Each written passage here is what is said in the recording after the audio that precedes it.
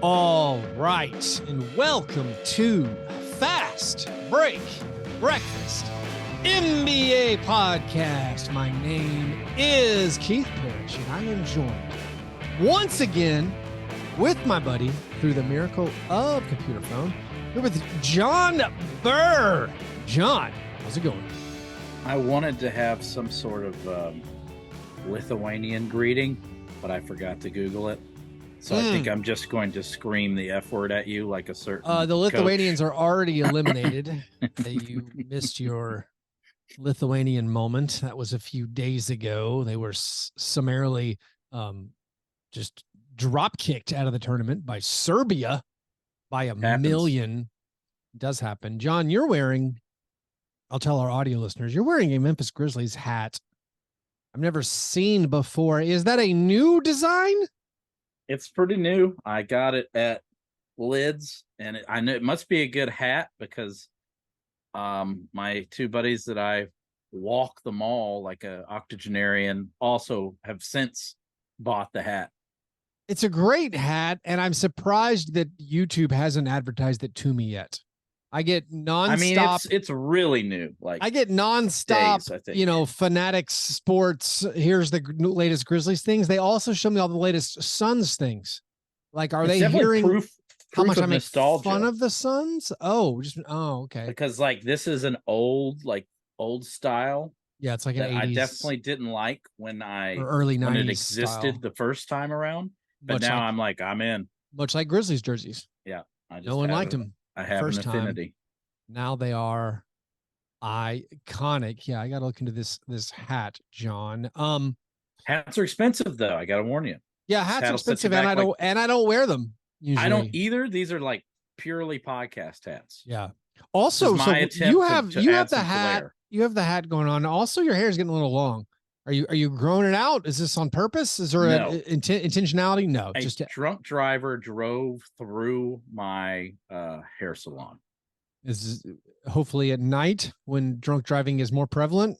You got it. Theoretically. So instead of being a tragedy, it's now like a garrulous good time story. Yeah, just a comedy. Yeah. Much like when the drunk driver drove through one of my favorite donut spots, also on your side of town. Did the Ring camera capture this one? Was there a security camera? Oh, there's footage. Stop for it, man.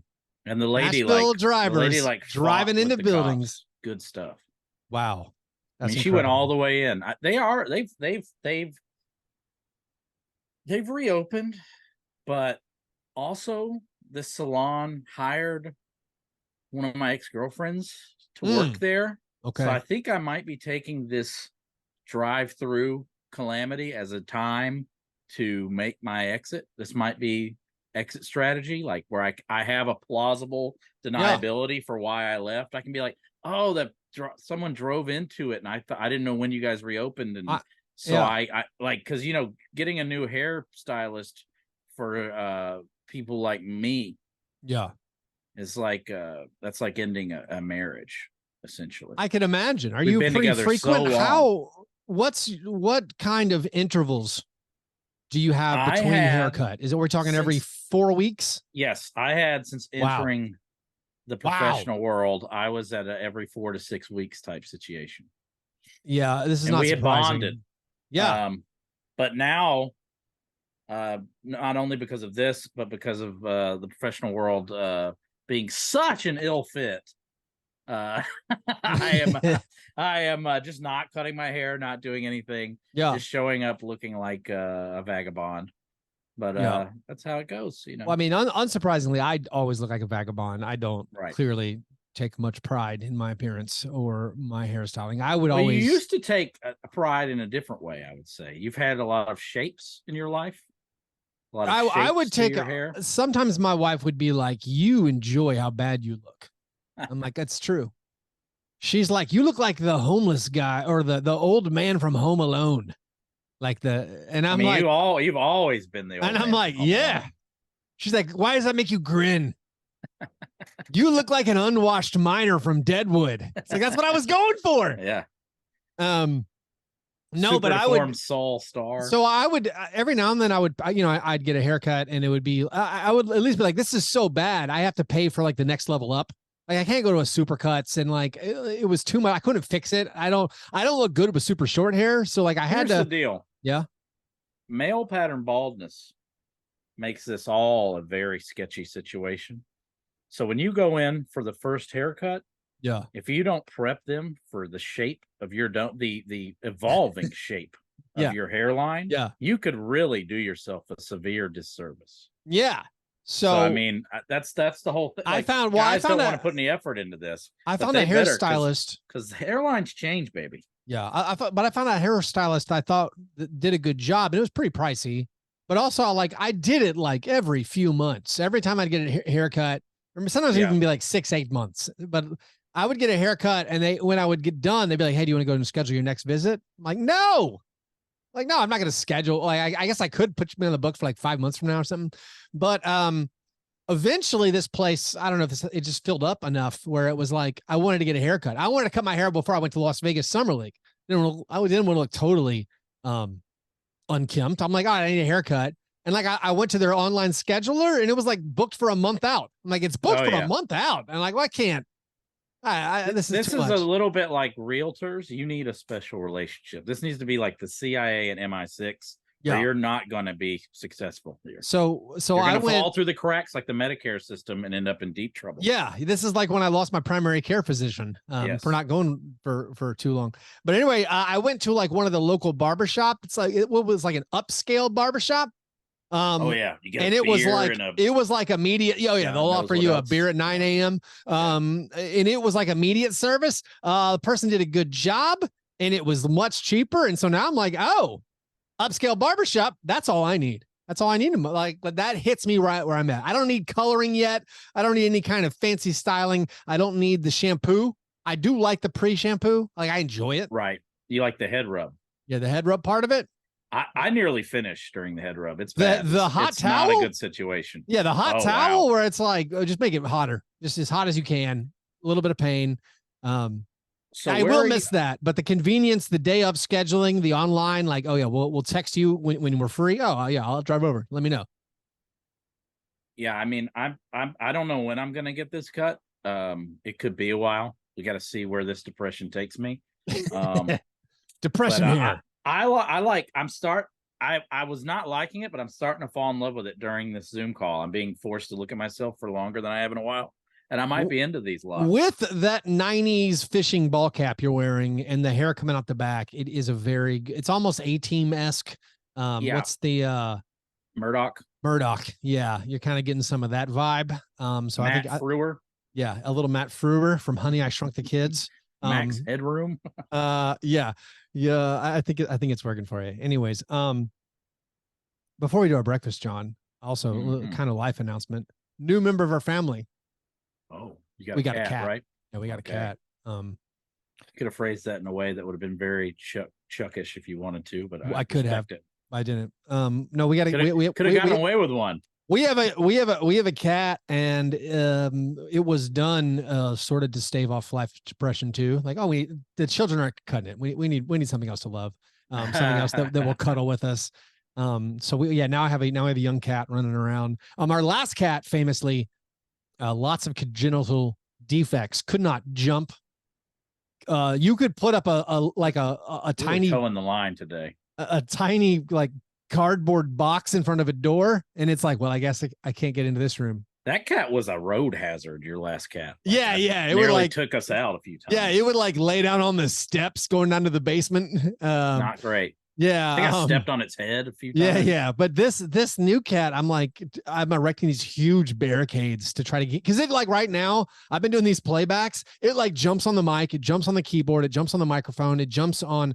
I said that twice. It jumps on the camera, it jumps on the sound. Like, and then when it gets there, it doesn't stop. It's like, oh, what is that? Is that a headphone cable? I want to eat it.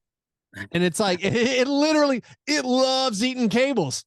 And it loves jumping on so I'm like, I can't, this is a lot. So I've been trying to set up these huge barricades, but I don't know what to do. It has gotten through every single thing I've erected. How many years do I have? My child is 3. Yeah. Shout out Glenn Big Baby Davis. How many Shout years out. do I have before I have to get a pet? Because I am really, I didn't know how much I would love not having pets, but I love not having pets. How So many that's years do I have? I don't know. So that's where I was at when this last cat passed at the beginning of the pandemic. And it had a tough last couple of years where like it was having trouble getting to the litter box, and like it became a lot of effort for the owners. I'm sure it was no smooth ride for him. But like for us, it was like, oh, this is a lot. And then when the cat was gone, I was like, oh, this is incredible. There's no cat to clean up after. And I was disgusted by your cat, and I didn't even have to live with it. So yeah, yes. and you used to have tons of animals, John. I went from 6 to 0. Yeah, you had a menagerie. Year. So I was enjoying having no pets. My wife's like, when are we getting the next cat? I'm like, oh, we can do it. She's like, do you want one? I'm like, do you want me to be honest? And she doesn't. Because I like, life is so good. And then we kind of got in like a soft argument. She's like, it's kind of sociopathic not to have an animal. You didn't have an animal. Like what? That's what she was saying. She's like, people like, yeah, have animals to love and stuff. And she was like, she must know that you are worried about being a sociopath and that this is a sensitive subject. But here's how she cut to me. She was like, he's like, do you want to be like Trump? He didn't have an animal because he doesn't care about anything. And I was like, well, he's also the president. I was like, I didn't mean anything. She's like, well, she's like, all the other presidents have animals. I'm like, that's a prop. He's about to Teddy Roosevelt this thing and get another term. Yeah, he is. But then want to be like Trump. But then our argument was about like whether or not American presidents throughout American history actually loved their pets. Socks. And I was just how like, many can you name? Socks? Not that many. Gerald Ford's dog. Lady Bird Johnson. Was it called Mamie? I don't know. No, like they're like, I'm like, this is just politics. Like Joe Biden has a bunch of dogs because he's been a politician his whole life. Like you got to have dogs just for photo ops and things. So I don't know. Maybe they genuinely love these animals because they're good-hearted people. But I don't feel like having a pet. I don't know. Maybe the pet doesn't have any correlation to whether or not you're a person who lady just sends me pictures of like adoption agency pets. Yeah. And I'm just like, this is not working. This doesn't work at all. Yeah. So, but also that doesn't help our non-sociopath argument when it's you not liking the, hey, we're you and me, John, a peculiar breed. What? I liked having pets. I did my time. Yeah. I feel like having a pet and having a child would be, I feel like I'd almost be like walking the plank at that point. Like just completely. It's a lot. Giving up. It's a lot. Anyways, John, we should do our breakfast and get into some basketball talk. What is your? I don't know the answer. It's possible I should just tell stories about this new cat. It's September 6th, famous basketball date. No, it's not. Nothing happens in September. We got the FIBA basketball going on. There's a few other stories floating out there, so we will get to some of it. But before we do all that, your breakfast, John, can you regale us with breakfast foods? I had what was called the diner breakfast at my local. It's not my local. I actually drive like 25 minutes regularly to this establishment. Yeah. It's called Nadine's. It's in Hermitage. Yeah. I'm a weird guy. I got what they call the diner breakfast. It is country ham. Okay. Toast or biscuit, depending on your persuasion. Toast if I'm feeling healthy. I don't know how that works when I also order country ham. But that's what I'm doing. Yeah. Hash brown scattered, smothered. As it were. Scattered, smothered. And then what else is on this? That might be 2 eggs over medium. Wow. Delightful. That is a king's breakfast. Liter of soda. Do they just bring you the cheer wine? What do they bring you? We're just talking 4 refills, man. 4 refills out of a. Do they take your cup and walk it back to the kitchen and go to the soda machine, or do they have a pitcher?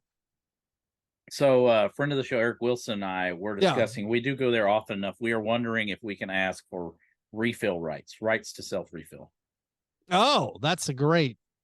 Yeah, I don't know. Because we're like at least weekly, probably bi-weekly. Is that twice a week or is that every other week? We're intro weekly. We're probably twice a week into Nadine's. I am. Wow. I mean, breakfast is like it's funny, and I guess fitting. It's not ironic it's ironic in the Alanis Morissette sense. I eat breakfast almost every day That's now. Just because I have to take the kid to school. I work with Los Angelinos mostly, or European people, so there's really no point in doing anything until like 10 a.m. anyways. So it's just like, I need to fill some time. Let's go get some breakfast. That's and incredible. it's I don't know what it's doing for my health. Yeah, probably I not don't really much. care either. So there's but I do like I said, my healthy choice is to usually eschew the biscuits and gravy and just get some toast, which I usually don't eat, so thereby cutting some calories. That breakfast sounded so amazing. I'm so It's good. They jealous. have and everything they have there is so good. And they I'm have every kind of different starving ones. right now. Oh, That's the pretty thing. hungry now. And everything I just said, my whole day has been like it's been weird. So I did like this morning I had coffee and then I did the little FIBA for the FIBA playback, watching the incredible Slovenia Canada game. Then I had to run and do a bunch of it's my daughter's birthday on Thursday. I had to do a ton of birthday related errands. Not good. I had breakfast. I had like a graham cracker, a cinnamon graham cracker, that is. I then had like a very there was a tiny bit of leftovers, just like this gnocchi with mushrooms and tomato sauce that we had yesterday, kind of like a pizza-ish. It was amazing, delicious, but it was a very small portion left over. I had that. Then I go to my other job, play piano, and now I'm doing this. I haven't eaten. I mean, I've eaten a little, but not like a real food. So the breakfast was a tiny bit of a graham cracker. Hearing about your unbelievable spread from Nadine's definitely has me wanting that. Anyways, those were our breakfasts. After our breakfasts, we move to our breakfast in bed apologies. This is our chance to make right what we might have gotten wrong on a previous episode. It is often on this show. Now I think will be the first time we talk about the NBA, which this show is about. John, do you have something you would like to apologize for? It's not so much an apology as I guess I'll kind of apologize to Nick Nurse. Okay. I've been awfully hard on him, but now that he's joining my ersatz Eastern squad, the Sixers, alongside the beautifully named Fabulous Flournoy. I don't know if you saw that assistant coach that they also hired over. I saw Toure Moore is which I like to say, is the one of their player development coaches. I did see the graphic, but I didn't. I mean, they've got some good names outside. Rico Hines, that's some Miami Vice stuff going on here. Sure. Kobe Carl, Mike, not Lombardi, but Longabardi. Yeah, two names I enjoy, Long and Barty. Reggie Redding and Kareem Thar and TJ DeLeo. I mean, this is some very this means Dave Yeager's shaking free because he was part of. So where does Dave Yeager? Does he have a home right now? Well, I think he's probably past the we can't fire this guy due to cancer phase of his career. Well, I believe he's recovered. Right. Exactly. Hopefully, recovered just enough to get fired. Dave Yeager has an incredible coaching record as a head coach. Sure. Never gotten hasn't gotten another swing really since Sacramento. I mean, and there you have it. But yeah. I guess I'm going to have to be nice to Nick Nurse for a while because there's no way that he won't have more success in the playoffs than Doc Rivers, right? Well, maybe not in the first, maybe not in the, first round Doc Rivers, no problem. Just gotta. It's when he gets that 2-game lead. It's when he has that 2-game lead in the second round. Things get dicey. Only Doc has that problem. How old do you think? How old do you think Dave Yeager is? Dave Yeager, 40, 45. Yeah, he's 49. Man's young. 49. Okay, seems like he'd get another job. Here's my apology. It's also he's gotten other jobs, just not head coaching. Sure, but it seems like again, like a guy who did a good job on the grit and grind Grizzlies, and now, who can succeed? I guess outside of this current regime, Mike Brown in Sacramento. I don't know. It's fine. Hire new people. Let's not do the. Well, I mean, this is like the players coach thing, right? Like Dave Yeager, not a players coach, harder to get hired. When you're not a players coach. When you're buddies with all the players, I mean, you Quincy Pondexter doesn't like him, so that's it's hard to get hired with that black mark against you. My apology. Also Sixers related, John. Last time we were recording, I was just kind of talking off the top of my head about a James Harden playoff stat. And I was like, this isn't totally right, but the gist of it's true. If I get it wrong, I'll apologize. I said, well, James Harden last year, the Sixers were undefeated in the playoffs as long as he shot over 30%. That stat was 100% true. It was not. I didn't need to apologize. Nothing. Didn't need to preface it in any way. It was completely verifiably accurate. Last year, the Sixers were 5-0 in the playoffs if James Harden shot 30% or better. All he had to do was hit 30%. They were 5-0. They were 2-4 if he shot under 30%. So yes, indeed, James Harden shot under 30% in 6 out of the 11 playoff games last year. So my apology is can't blame James, but you can't blame Doc. Have you seen? There's like this article on ESPN right now. Then the answer is no. Well, it was shared in our Patreon only Slack channel for our listeners. There was a report that James Harden last year I did see this. Was going to be named the injury replacement for the All-Star game. He'd made the All-Star team 10 straight seasons. Was a deserving All-Star. When we did our All-Stars, we picked him. I'm pretty sure both of us did. Yeah. I thought he would definitely be the injury replacement once the coaches didn't vote him in. Apparently, this report says that Adam Silver reached out to him to be the injury replacement, but James Harden did not reply. Was this an email? He didn't email him back. So eventually he did. And at that point, they were like, oh, sorry, we already announced it was Pascal Siakam. We're already invited Pascal Siakam. So this is claiming that James Harden did not make an 11 straight All-Star team just because he didn't respond and accept the invitation. John, is there any parallel to anything in your life ever? Where I don't know. I don't have anything in mind, but it's like, feels like a current thing. Success is, showing up and or answering emails. Who was it? Was it Anthony Carter, whose agent just had to check yes? Like, do you want this $5 million contract for this season? Check yes. And he forgot to do it. And then I believe the agency finally paid back. Was it Anthony Carter? It was somebody with the Heat. Some player back then. Feels like a Grizz mistake, like a fax machine related Grizzlies mistake. Well, that was the old. Does this have to do with James Harden's purported not online status? Maybe so. Although James Harden, Mr. I'm not online James Harden. He seems online. Went to Instagram and made some post that's like, oh, you guys don't want me reporting what actually happened. He's once again threatening the truth. He's threatening us with the truth again. But anyways, those were our apologies. Before we get to our steak and eggs best thing, just a word from our sponsor, our old friends, SeatGeek. You want $20 off a ticket purchase?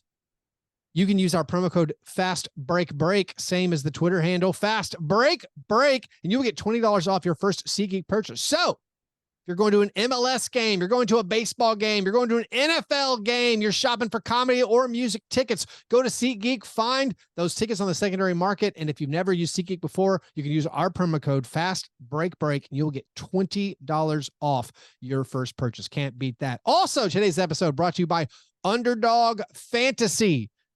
John, how many fantasy football leagues are you in? Me too. So I prefer it this way. It is good this way. I have mixed emotions. So we did our Fast Break Breakfast listener league for our Patreon supporters on Tuesday night. It's a 14-team league, so very, very competitive. Very strong draft. Did you feel me sniffing around for that last spot last night? We did sniff around a little bit. So we had I thought about dabbling. Well, we had a 13th join, and so we're like, we got to get that even number. But I'm excited about this league. But right now, it's my only league. My 25-year-old league that started on Sandbox, the website Sandbox, and I believe it might be older than 25. I think it was like 1998 we started that league. So this is like, I think it had been 26 years. I might start tearing up about the end of this league. It had started with a bunch of people I went to church with in Nashville, and it had maintained for 26 seasons. And it looks like it's going. There's like 4 people left. Like one of the mainstays is like, I'm out this year. And we were like, what? And it just broke everybody's spirit. And then it was this avalanche. Yeah. the temple walls came tumbling down. You removed the cornerstone. That's how it goes when your friends start dying or getting divorced too. Everybody's like, so old. You know now. what? That sounds like a good idea. I'll just quit. We're all Dave Yeager aged, and we're just like, man, you know what? I don't think I need it. So like, I don't know. I feel weird. Like I just came back after a hiatus, and like my strategy of like find the quarterback who runs. That strategy has been adopted by the NFL. Yeah, the entire NFL did that. Yeah. I can't really do my strategy anymore. Well, I would say like there was a moment 5 years ago when I would say when my second child was born, I could have gotten out of it then because I wasn't watching the NFL. I hardly knew who any of the main players were. And like, if it had died then, I would have been like, you know what? Good. I don't need this. But now my kids are manageable. The little one's turning 6 tomorrow. I'm like, I listen to fantasy football podcasts now. I watch I tried to bring you into my league. I needed help. Man, I missed you off that here. That's my example. Adam Silver reached out to James Harden and said, hey, do you want to be on the All-Star team? And James Harden was in his feelings and said no. You reached out to me and said, hey, do you want to co-manage this fantasy football team? And I was like, man, that'd be my third league. That's just, I don't think so. And now my other one fell apart. Well, I think after you got to look at my team, you were like, whoa, dodge the bullet. You need me to jump on? I might be ready to jump on now. Post-draft. Do a little waiver wire shopping for you. I spent $37 on Luke Musgrave this morning. The next highest bid was 0. So I don't know who Luke Musgrave is. Things are going well. I misread. That's a country artist. I'm certain. I think I thought I was picking up Dallas Goedert, who is not who's obviously not on any waiver wires. Goedert. The learning curve has been troublesome for me. Anyways, is it Goedert? Is it Dallas Goedert? It's Goedert. Just stick with that. No, but this episode's brought to you by Underdog Fantasy. Daily fantasy football and other sports is available over there. And if you are an NFL fan, even if you're not, they're giving away free stuff right now. So it's a great time to sign up for Underdog Fantasy. Use that promo code FBBF or click the link in this episode's description. They will, as always, match your first $100, so they'll double your opening deposit. But the start of the NFL season, every new sign up, any new customer gets a free prediction for their higher or lower picks. And in addition to that, if Pat Mahomes throws for at least 1 yard on Thursday night, that's also a winner. So they're giving away some stuff if you sign up right now. So if you're interested in Underdog Fantasy, I'll be big into that come week 1 of fantasy football during their weekly private drafts. Also, then when the NBA season starts, that's a lot of fun. So if you want to try it out, go to Underdog Fantasy, use that promo code FBBF. All right, steak and eggs, best thing, John. Would you like me to go first, or do you have a steak and eggs, something you saw in the last week that or last 2 weeks, however long, that you're excited about? My country ham has mostly been, because I haven't followed FIBA as closely as I would like, or even at all, but I have followed the coaching outbursts. And I would like more FIBA-esque coaching outbursts in the NBA.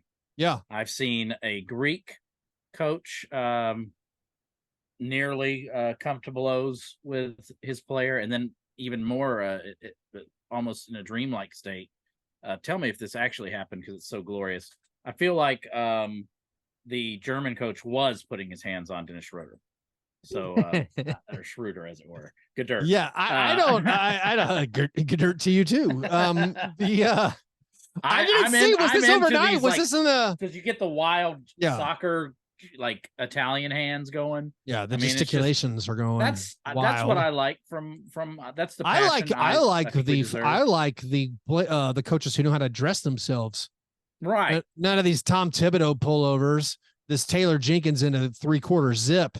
Bill Belichick looks like the give me the Italian team with their gloriously handsome coach with the beautiful salt and pepper gray beard. I'm just really into the coaching period in FIBA. Like, I like that there's a story behind like what this guy's doing with Team Canada, what this guy's doing with Team South Sudan. Like, I like these. Oh, the South Sudan story is incredible. They made the Olympics. They've since been eliminated from the World Cup, but them making the Olympics as the first team out of Africa. We'll get into this Olympic later, cycle. Yeah. But one of the things I like so much about college ball is like the fact that you can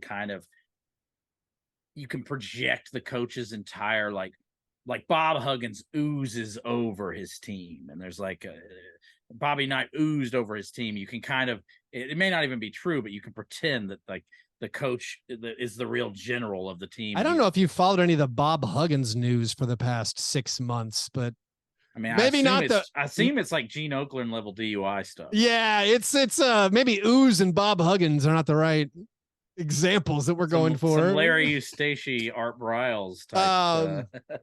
Sometimes you permeate a squad. Yeah, you do permeate a squad. No, the coaches, they look sharp. They're dressed well. Outside of Steve Kerr, and come on, like, let's get it together. We're on an international stage. Steve Kerr looks like Brenda Warner, or Bill Simmons. Why not both? Or Ellen DeGeneres. We'll just keep going. The coaches getting mad at the players has been one thing. The coaches getting mad at the referees is one thing. We saw a big incident, and this kind of bleeds over into my best thing, in the Slovenia-Canada game, where Luka was basically kind of mad at his coach for not yelling more. Maybe he wanted it, but then Luka got ejected. This is after our guy Dillon Brooks got kicked out for a thing called a disqualification foul. I don't know what that is. I think it was just from taunting. Dillon made a big shot, had been taunting. See Dillon, after that game, went and put on boxing gloves and then dipped them in glue and glass. Yeah, John's only sort of joking. If you haven't seen it, literally, after Dillon Brooks gets ejected for a quote-unquote disqualifying foul because he was taunting Serbia, he's waiting for his Canadian teammates in the tunnel with boxing gloves on, and he's doing like a little sparring. He's doing some jabs. He's like fighting, getting like to celebrate. It's incredible stuff.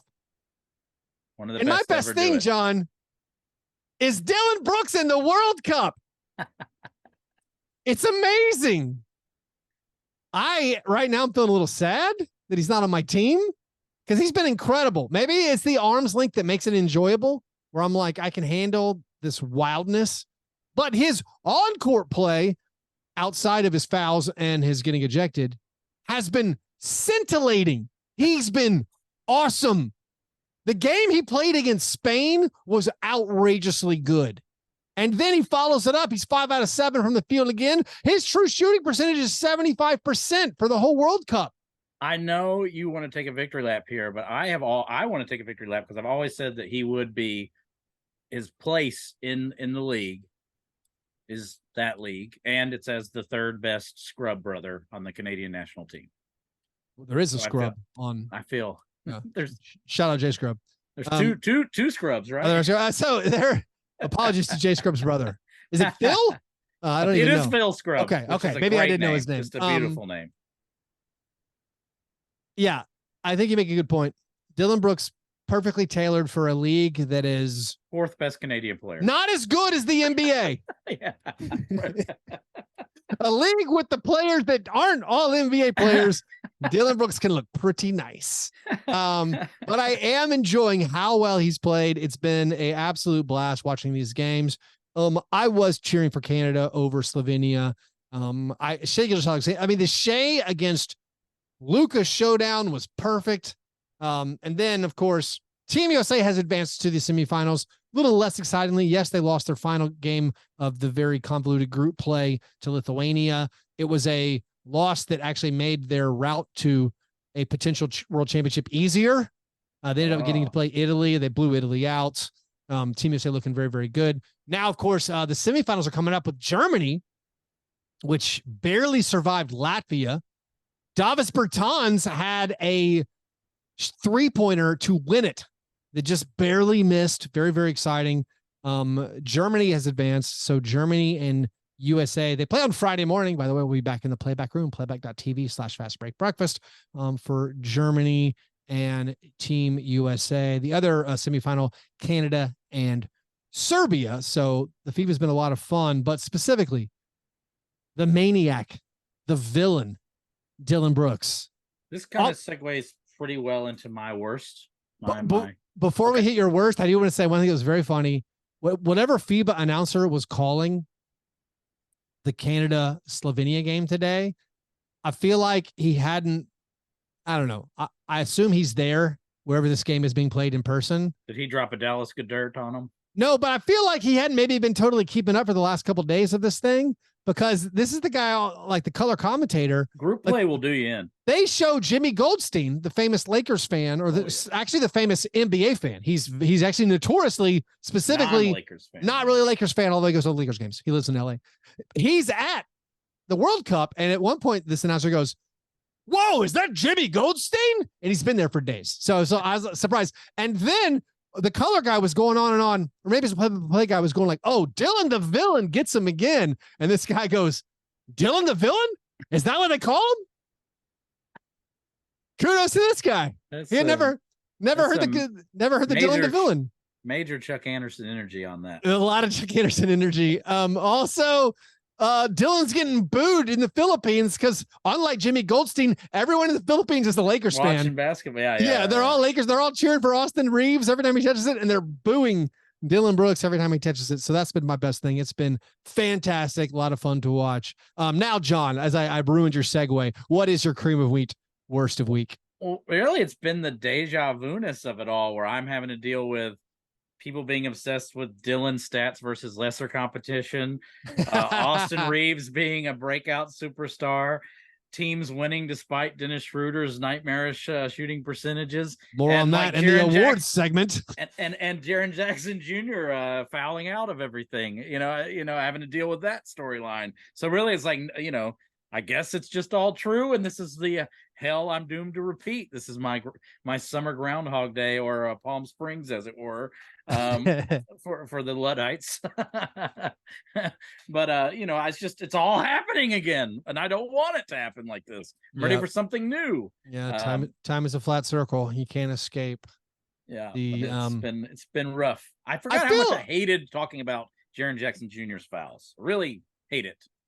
He has definitely done some a poor job of staying out of foul trouble. But the other discussions around him seem like everyone takes one thing, and I guess I'm more highly attuned. Really can't handle the big man. Well, I'm really highly attuned to this just because, as a Grizzlies fan and a Grizzlies podcaster, where it's like you can fairly criticize his foul trouble, but like them being like, "Oh, why? Like, is he really that good of a defender? And how can he not handle these things?" You're like, are you not watching? Players are shooting like 18% against Jaren in the entire World Cup. Like they all get freaked out every time they get near him, and they miss all their shots. And like, I don't know. I know his rebounding is poor. A lot of that is because of the foul trouble. When he gets in foul trouble, he stops like bodying up with guys. He's never been a great rebounder, but you can see once he picked up his 2 fouls against Italy, all right, now he's not an effective rebounder anymore. But also when he goes out of the game, Team USA is still terrible at rebounding. And so it's not like, well, if they're terrible at rebounding when Jaren's not in the game. So like, again, criticize what I'm talking about. We shouldn't be having these conversations anymore. We're running circles, but then supposed to be free. I did see, I guess the highly, like, what's the word? I don't consider Austin Reeves to be controversial, even though I love to point out his faults and flaws. Like he's really good, and I've never said anything otherwise. Like he's a good player, but like that Lithuania game, everyone's like, "Oh, Austin Reeves can't handle it. Like can't step up in the big moment." It's like, what are we doing? Here's what's weird about Austin Reeves, and I don't know if this is a Lakers thing or a white guy thing or both, but people will send me like Twitter moments of like little videos of Austin Reeves like doing like a tip in. Yeah. Like it's like they're like, look at him get up, and it's like he didn't even dunk it. Like, what am I watching? He did have a tip in dunk, and a different color commentator, play-by-play man, said surprising athleticisnm. Right. Well, that's just coded language. Just more coded language. Austin Reeves can dunk, guys. He's not. Doesn't have any problem. Wait till they get a load of Christian Brown. Yeah. When's he going to be on Team USA? We got to keep this white guys on Team USA thing going. What's wild is now this semifinal, Canada Serbia. Like, what we need to, I don't know if I think it's the middle of the night one, so I can't do the playback. But what I want for the playback is I want Nikola Jokic and Jamal Murray on the playback. I mean, these are Serbia's best players not even there. And then Jamal Murray, he'd be the second best behind Shai. Yeah. Like, also the world champion, or the NBA champion, excuse me, everyone. The NBA champion. Whoa. The Denver Nuggets having their two best players. Their countries are going to be battling out in the semifinal. That part's very, very fun. Let's move on from our worst things. And before we do an awards segment where we acknowledge perhaps a player on Germany's national team, let's do a handful of listener submitted questions. The croissant. Oh, wait, I didn't do my worst thing. This is terrible. Sorry. No, it's my fault. I'm the one driving the ship. Just occurred to me. I haven't done my worst thing, John. You're like a Marcus Smart type point guard. My worst thing, John, is NBA official Eric Lewis has retired. And the NBA was poking around in his social media activity. This is a man who... What a way to go. A random Twitter user basically discovered that, hey, I found a burner account that has to be Eric Lewis. It is a Twitter account that only follows again, these details are murky. I forgot to look them all up. I believe it only followed the college where his wife coaches, and it only tweets about why Eric Lewis's calls were correct. And it wades into online arguments with strangers to defend the honor of Eric Lewis. So a Twitter user discovered this. All of a sudden, the NBA is like, oh, yes, we will be investigating this. And also there's a darker element about maybe all his family members. He has a lot of Boston Celtics fans who are family members who have been found on social media.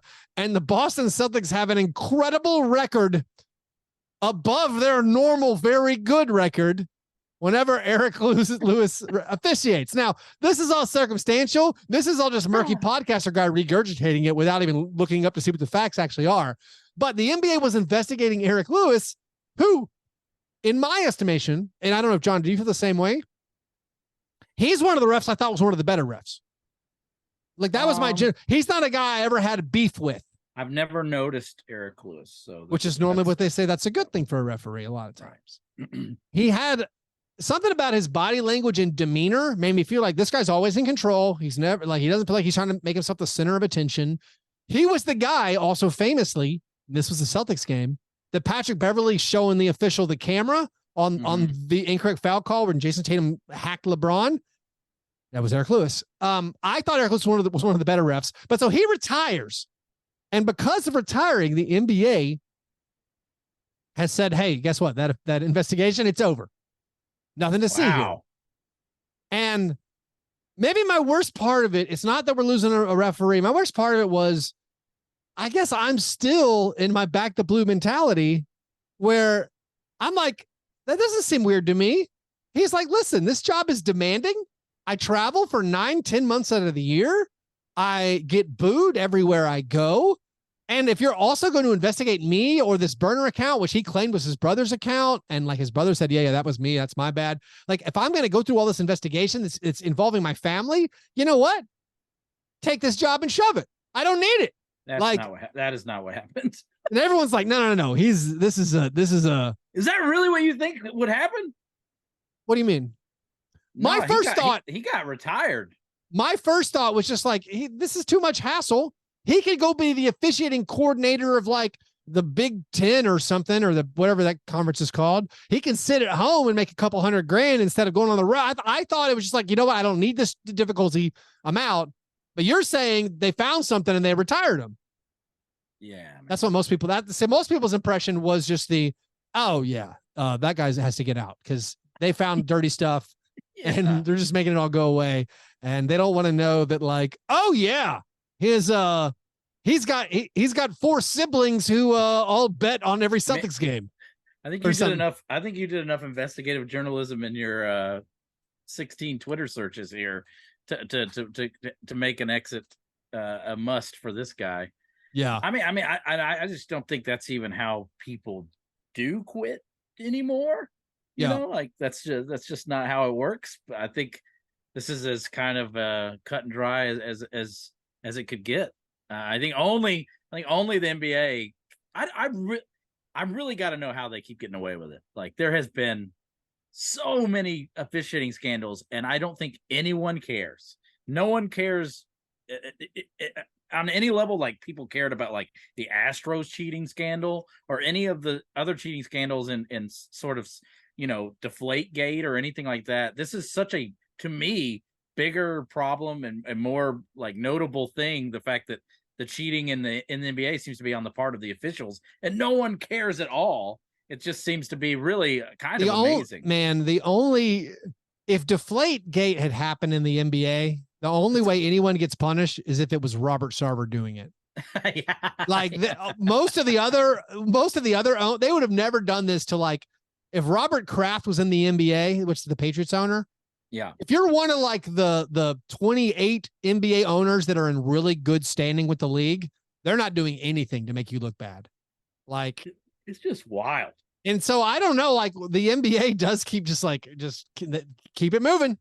Just they don't have, I mean, I don't, is this, maybe you could go into a whole like really they've had officials go to jail. Yeah. But I'm saying you could get on like on a real, you get up on your high horse and be like, this is the problem. Strong, man. This is the problem with the sports media landscape where you have like the league is a broadcast partner with the people who employ all the journalists. And there's a few people out there like Henry Abbott trying to be like, why are we going to UAE all the time? That's where the Russians launder all their money, or whatever. Like people died. Like Saudi Arabia just executed somebody with 7 Twitter followers for their tweets. Why are we allowing them to? LeBron James is in Saudi Arabia right today. Right now. Like, why are we letting this happen? And maybe when you put it in that perspective, the officials maybe having a little weightier thumb on the scales of justice than we'd like to believe. Yeah. Luka Doncic was saying the FIBA World Cup quarterfinals were rigged. He was doing the money signs at the FIBA officials. I mean, if FIBA is any way analogous to FIFA, he's probably right. Man, what's the parallel to the Spanish Federation soccer scandal? Sepp Blatter. Just more Robert Sarver again. Anyways, I think the parallel is now. We just don't do anything. Nothing happens. Those were our worst things. Now, John, let's do a few listener submitted questions. Le croissant. Question A. Drew asks, what's your social strategy when you ask someone if they like the NBA and they sternly respond with, quote unquote, I prefer college basketball? It's a great question. I had this real life occurrence. I think I just go, Dad. yeah. I had this experience 10 days ago. I was buying some pastries from a little French shop near me for my wife's birthday. And I was standing there like I normally am midday, garbed head to toe in NBA paraphernalia, so this guy was picking a fight. And so I was checking out, and the cashier's like, "Hey, you a basketball fan?" I'm like, "Yes, I am. I really like the Grizzlies and the NBA." And she says, "Oh, I'm not that really into the NBA. I'm more of a college basketball fan." And to that, I think my normal response is saying something like, "Oh, yeah, a lot of people like college." I normally try to walk away from it immediately because I don't want to dive. That didn't seem too loaded, frankly. It wasn't. It was not. It's something like, maybe it was like, oh yeah, I think we both know the timbre. Well, not always. I think legitimately people are like, he's like, I only. Oh yeah, I only watch college basketball. Yeah. I think they prefer college basketball. The thing that always rubs me the wrong way. I understand that the atmosphere is better as far as like, maybe you think the gyms and the college students and like the pep bands is fun. And maybe like the TV presentation captures some of that. But the thing that drives me nuts is when they start going to like, oh yeah, I prefer college basketball because of like they play defense. And it's like, there is no defense in college basketball.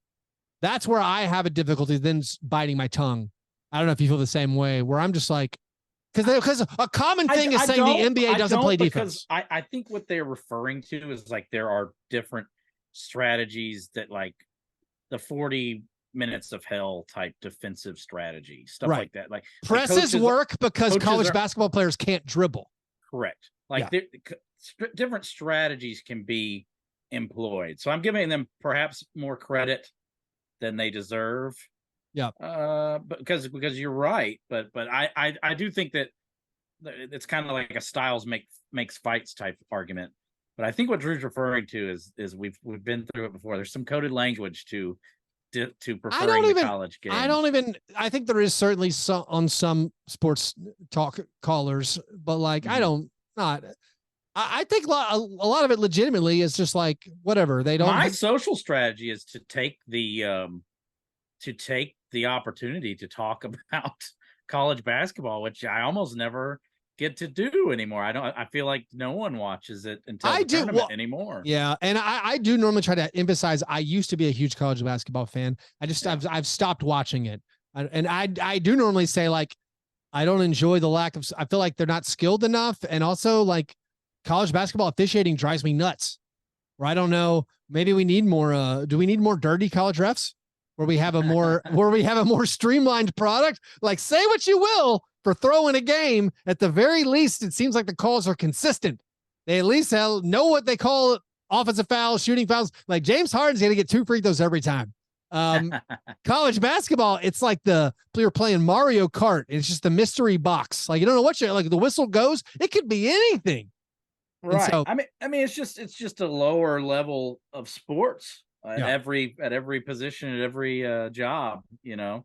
But I guess my social strategy is if it's one of the more villainous forms of it, is just to go right into it, lean into the skit. Lean into it. That's a good idea. Because usually they don't really watch any basketball at all. Yeah, and they're just trying to get to some sort of like how Allen Iverson dresses conversation. I'm not upset about how Allen Iverson dresses. I'm upset how the NBA coaches are currently dressing. We got to spick it up. Let's do we got another question. Magnus asks, assuming no off-court trouble, which of these guard swaps makes either of the involved teams significantly better or worse over the next 3 years? First guard swap would be Ja Morant for Shai Gilgeous-Alexander. Okay. I should have done this one last because it's the hardest one.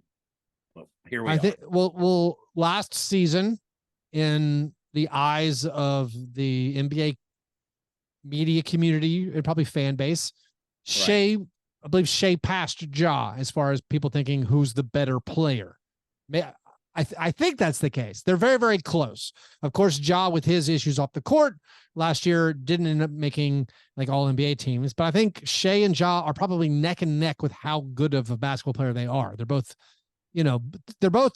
right in that top 10 conversation, right? And as far as entire league, I feel like they both were like trendy hipster MVP candidates at some point during the season. And I think Shai, once again, he's going to score 30 points per game again. So the question is, are if you swap out those players for either team, are the Thunder or Grizzlies noticeably better or worse? What do you think? I think this one is a push. That's kind of how I feel. It's a boring answer, but I know, but I really think they are, despite being very different types of players, they both are like kind of in the paint guys. Shai is certainly a better defender, but I think Ja is probably more capable of an explosive takeover a playoff series type performance. I think Shai is more consistent, but Ja is probably more impactful. So I just feel like they're both really good all NBA level players, and it's hard to do. And he's asking us to assume no off court trouble. If you threw the off court trouble in, it's very easy. Blah blah bleep bleep. But I'm going to say push. Sorry. I think you made a good point. Where my initial thought is when I think of Shai's defense being so much better than Ja's, where I'm like, wait a minute. It's really Ja has some pretty impactful.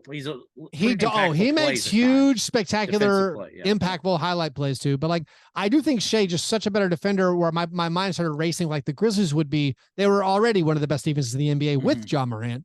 You replace that with Shai, and there's no offensive drop off if Shai can keep giving you the same points and the assists table setting of Ja. I'm like, oh, well, maybe it'd be a lot better. But I think the point you made that, like, and maybe that's because I don't watch as many Thunder games, Ja's ability to take over. Mm-hmm. I do think maybe compensates for the lack of defense. I would rather have John Morant because I think he could be a bigger playoff.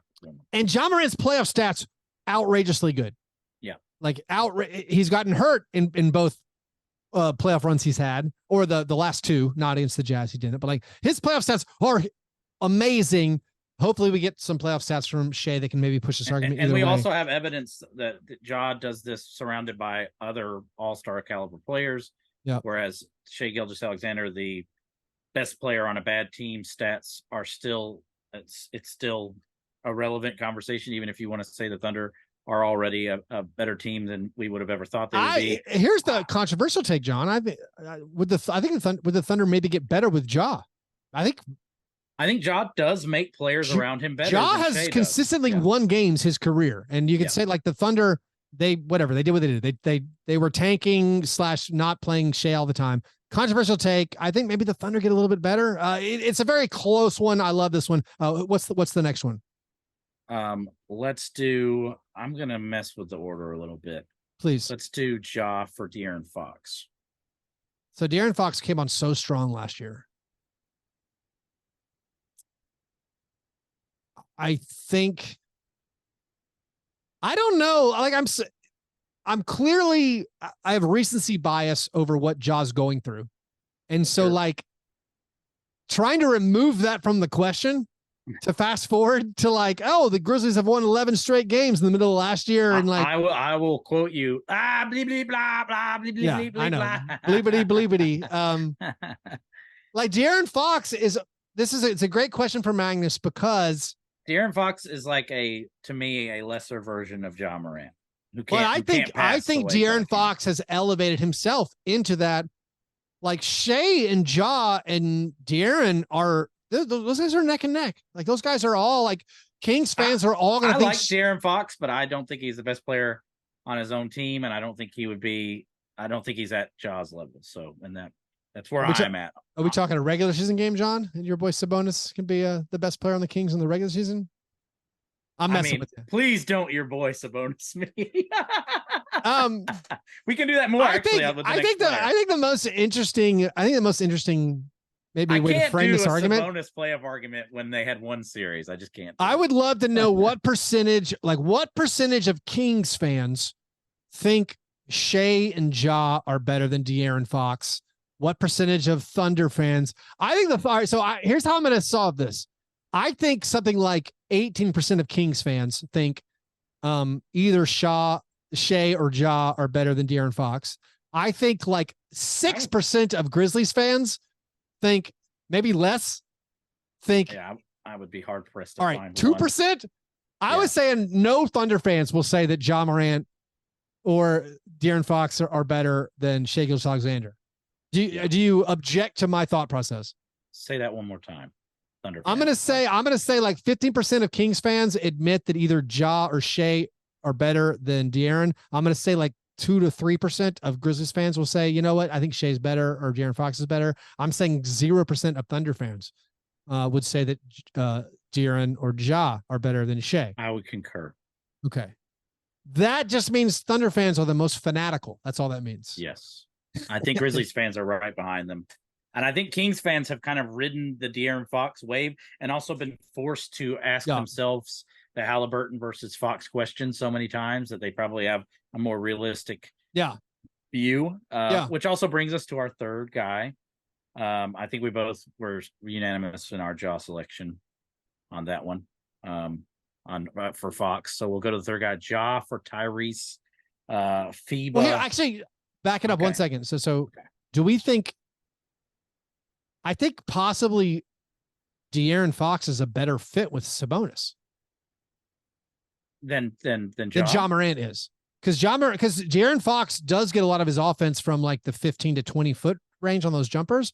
And Ja, you do not want him doing that.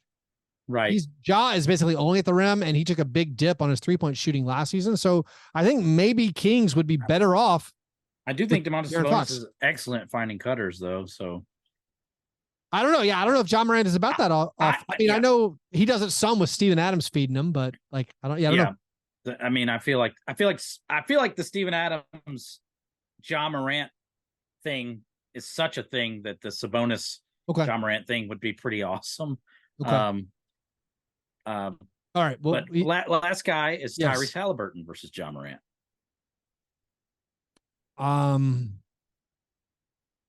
So with Haliburton shooting like 65% from three in this FIBA and being a very accomplished 3-point shooter in the NBA, very excellent 3-point shooter.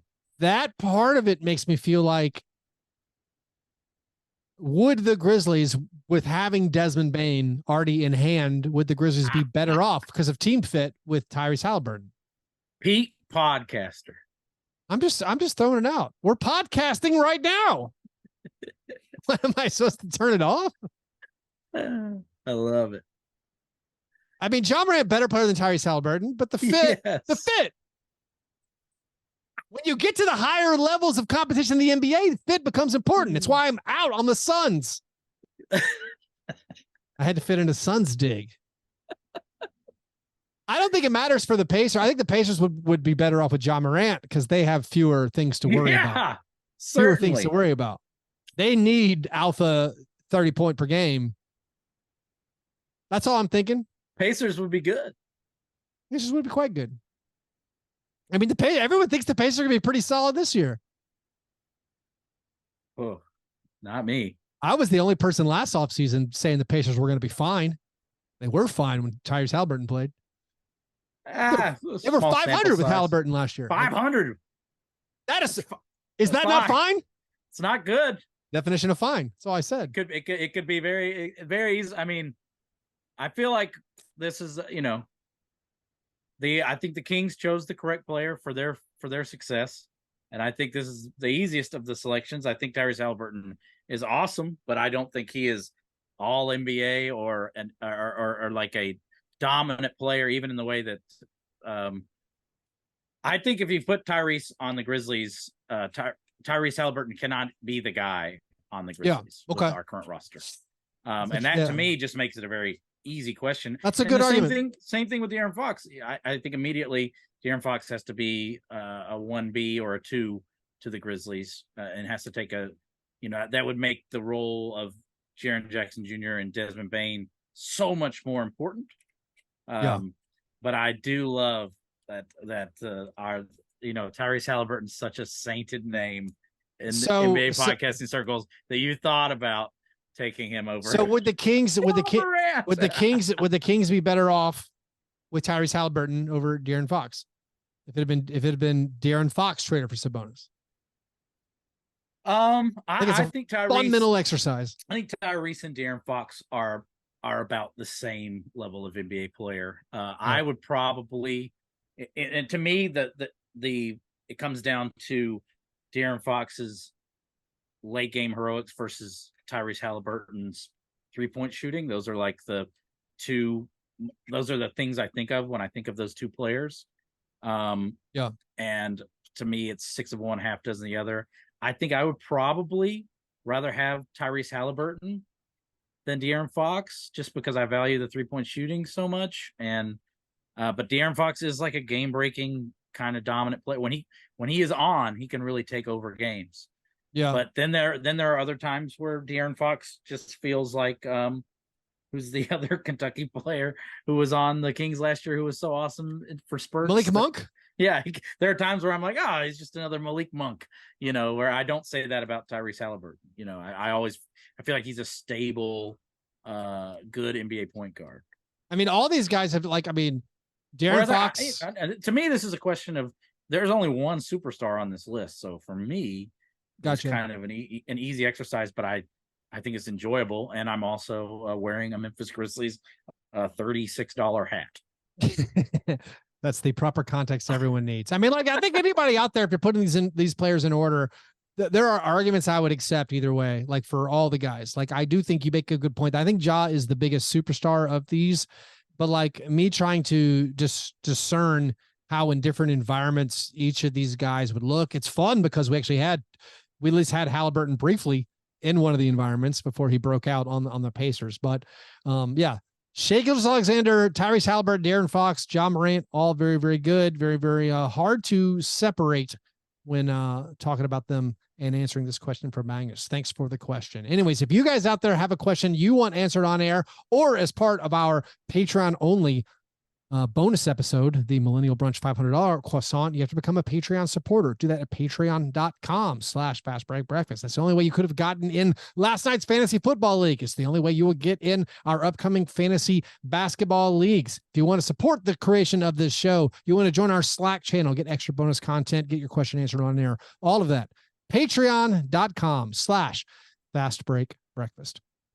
It is now time for the awards segment of the program, John. It's the International Stackhouse of Pancakes. This is not officially researched, but I have two candidates that I noticed Dennis watching Schroeder versus who? The FIBA World Cup. I just like to acknowledge Cam Johnson, who did not actually put up a true iShop score. Hey, but Keith, who Cam Johnson or John Morant? I mean, if you consider fit, we've already got a strong backcourt. I mean, Bradley, if you're the Suns, Bradley Beal or Cam Johnson. Oh, Cam Johnson. Yeah, easy. Cam Johnson, I'm just acknowledging his perfect negative fantasy score. This would have been an amazing score in our iShop Negative Fantasy League, which kicks off in about a month.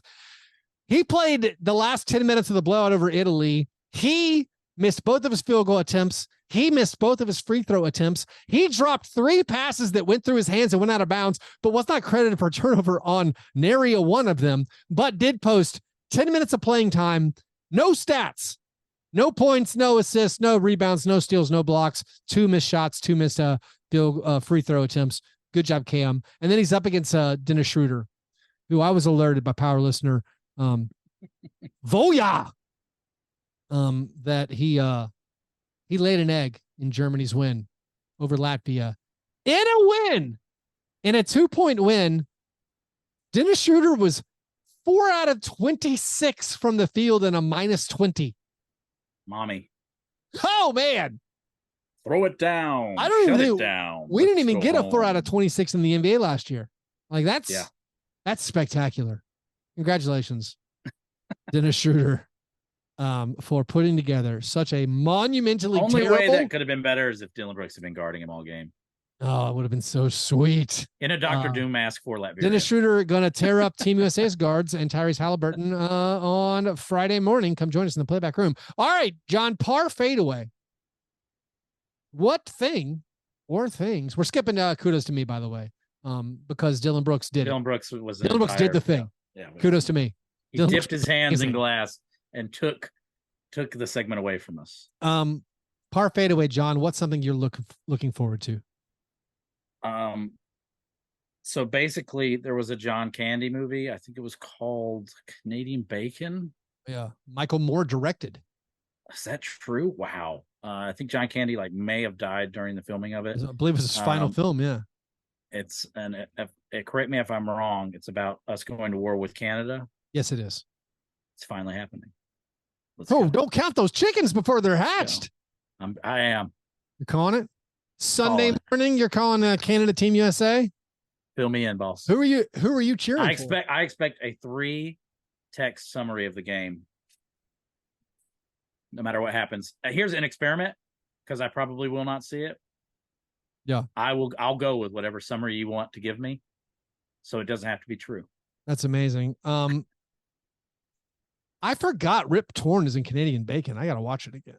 It's been a while. This is before my Rip Torn infatuation phase. Rip Torn. Here's what I'm looking forward to. The Christian Wood era in Los Angeles.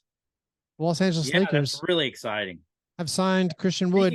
Speaking of iShop League, wow. He's not good at iShop. He's too efficient. I guess you're right.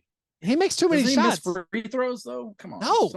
No. Oh, I think you've misremembered. I don't think Christian Wood's a good negative fantasy player. Big men are so few and far between that I tend to kind of hang on to volume shooting big men a little more than I should. So Christian Wood signs what is certainly the Christian Wood special now. the 2-year player option. Like on paper, is this podcaster brain? On paper, what a great situation for Christian Wood. Yeah.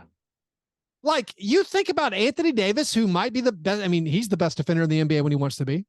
Like, Anthony Davis, one of the best defenders in the NBA, one of the best big men in the NBA. Gets to play power forward next to Christian Wood. Like, Christian Wood, it's the perfect pairing. Like, what do you want beside Christian Wood, who's like angry that Dallas asked him to switch and, like play defense? Like Christian Wood is an unbelievably good offensive player. It seems like a perfect fit. What does Rui Hachimura think of all this? What does Jared Vanderbilt think? I mean, honestly, honestly, rewarded. Jared Vanderbilt and Christian Wood, that's a good pairing. Yeah. Like, he's a spacing big who shoots over 50% basically on jumpers. But for whatever reason, no. I feel like I'm not allowed to criticize the Lakers right now because I still have Austin Reeves' butt in my mouth. I can't. No, I can't criticize. And I have a fear that it's going to work out great, despite the fact that when the Pistons let him go, everyone was like, what are they doing? Like, they basically gave him away to Houston. And then in Houston, then he did some fantasy basketball stuff. He sure did. But then it's like, they basically dumped him. I mean, it was a late first rounder where the Mavs got him. The Mavs had him and are like, no, thank you. And we thought on the Mavericks, like, they're down here with Dwight Powell, Canadian national, like non-shooting Dwight Powell. And we're all like, oh man, look at the net rating with Dwight Powell. Imagine if they could get someone who could actually shoot the basketball to space things out for Luka. Yeah. And they got Christian Wood, and they're still like, no, this stinks. We don't want it. I like that Christian, like Quincy Pondexter can get a coach fired, but Christian Wood can't. He was I believe reading between the lines, he was calling out Jason Kidd, but yeah, good luck with that. That's never helped anybody. So I'm looking forward to, if in fact the Lakers are this super team. I mean, the Austin Reeves contract's great. Will Gabe Vincent work outside of the confines of the what's that? The crypto.com, a new crypto.com. He went from that. Just put this together. He went from one crypto arena to another crypto arena, going from the Heat to the Lakers. The Lakers look good on paper. I'm looking forward to what Christian Wood, the crucifix as you called, does for our hated Los Angeles Lakers. Anyways, that's the show for today. Thanks for listening. Thanks for the few of you who hung out on playback. Once we settle into a regular time, it'll be much easier to follow us there. Don't miss Friday morning. I'll be watching Team USA against Germany at playback.tv/fastbreak breakfast. If you want to try out Underdog Fantasy, it is an awesome time because they have multiple giveaways going on right now. Go to Underdog Fantasy, use that promo code FBBF. Remember, if you're buying tickets on the secondary market, go to SeatGeek. Use the SeatGeek app. Use promo code FastBreakBreak, same as the Twitter handle, for $20 off that first purchase. All right, you guys are the best. Thanks for listening. And remember, breakfast is the most important thing.